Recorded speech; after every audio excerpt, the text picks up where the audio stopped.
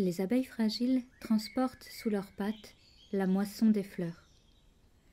Les sabots du bétail arpentant la montagne apportent l'abondance. Poème irlandais du IXe siècle. Sa générosité, force nourricière et régénératrice nous entoure. La vache nous révèle la présence de la déesse. On la retrouve partout. Elle vous protégera contre tous les dangers et veillera pour vous permettre de bénéficier d'un sommeil profond. Avec elle, manifestation de la déesse et de ses qualités sacrées, vous serez toujours nourri par l'énergie divine destinée à répondre aux besoins de chacun d'entre vous. Attendez paisiblement, elle viendra à vous. L'importance du bétail est telle dans la vie des sociétés qu'on le considérait autrefois comme un don des dieux. Les légendes concernant des troupeaux blancs sacrés abondent.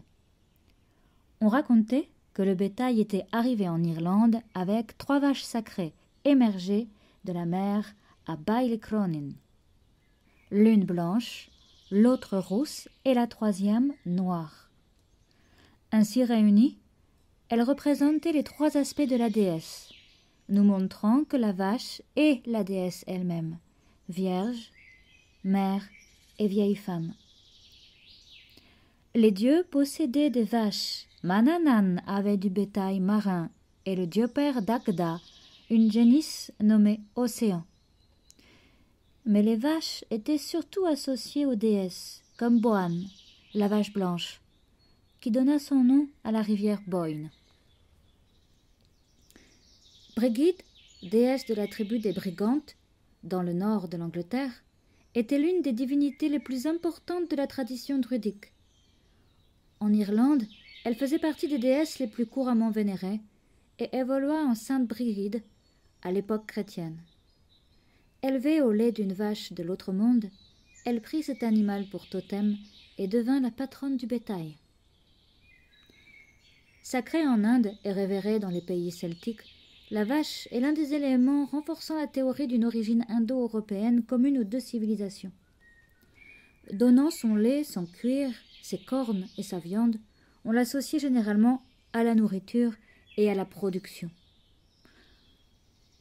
Et sur le plan médical, la laine douce de la vache était recommandée dans les cas de phtisie et sa bouse en cataplasme pour soigner les brûlures et les inflammations. Il fallait dormir au milieu des vaches pour guérir et se réchauffer. Et si on avait besoin de protection, il suffisait de trouver un coin de champ où une vache avait dormi, d'en tracer 3 fois le tour dans le sens des aiguilles d'une montre et de s'y coucher en sécurité.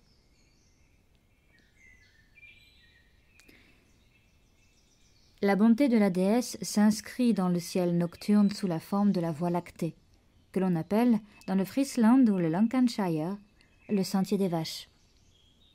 On peut aujourd'hui encore observer comment les principales routes entre les centres d'habitation suivaient les chemins empruntés par le bétail.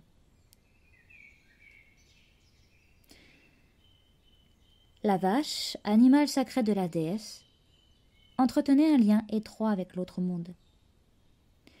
Les légendes écossaises parlent de vaches féeriques, qui vivaient sous la mer en se nourrissant d'algues et apparaissaient sur la terre ferme à différents endroits. On racontait aussi qu'un taureau d'eau avait engendré des vaches magiques. L'offrande de lait était une coutume populaire bien enracinée. En Irlande, on faisait gicler les premières gouttes de lait de la traite sur le sol pour les donner aux fées, alors qu'en Écosse, on remplissait de lait certains creux des rochers pour la même raison. En août, les Écossais versaient du lait sur le sommet des collines à l'intention des dieux. Et les Bretons en aspergeaient régulièrement les menhirs. On pensait qu'une fée, la Cruagar, prenait soin du bétail si on lui réservait sa part de lait.